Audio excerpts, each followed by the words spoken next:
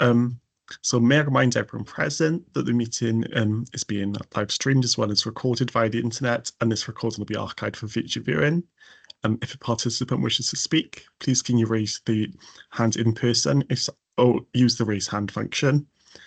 When invited to address by the chair, please could all participants ensure that the microphone and camera is on to ensure that they can be seen and heard when actively participating.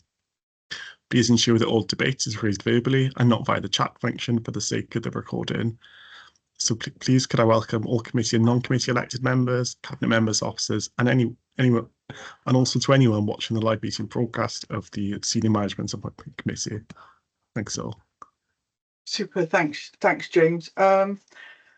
So the first item on the agenda today is apologies for absence. I do have one from Councillor Mark Wilson, but he's here in his capacity as cabinet member, not as a member of the committee. But I think we normally record that, don't we?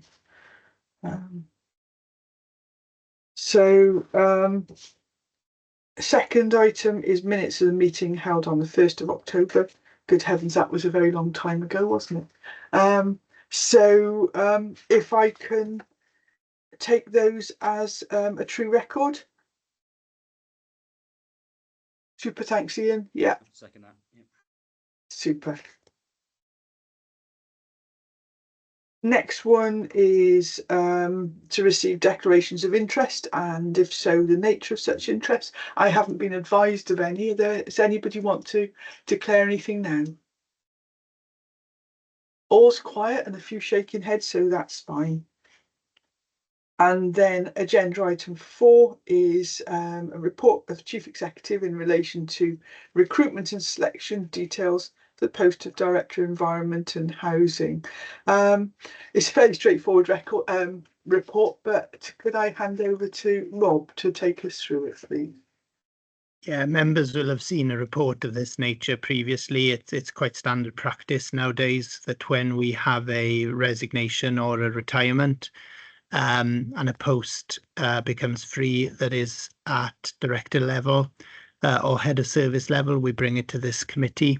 And what we're asking for is 2 recommendations: that you approve the recruitment and selection arrangement for the post of Director of Environment and Housing. And this is following the resignation of the current post holder, who is basically retiring from the role. And we're asking you that you grant delegated authority to myself in consultation with the leader, the cabinet member, and the head of HR and OD, to advertise the position, to progress arrangements for long listing and assessment of candidates in advance of shortlisting, and then to draw up a final shortlist for interviews. And those interviews would be conducted by yourselves as this committee. And finally, that delegated authority would allow me to agree costing and resource requirements in relation to those processes. So, as I say, you will have seen this kind of report previously. We are looking at advertising the post from the 31st of July, and then we anticipate that interviews will take place at the end of September, beginning of October. End of September for the initial long list interviews, subject to candidates coming forward, and then a short list interviews with the Senior Management Appointments Committee, beginning of October. The report actually refers to the 13th of October.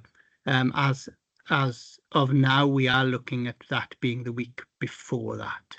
So that's it in essence, members. Thank you.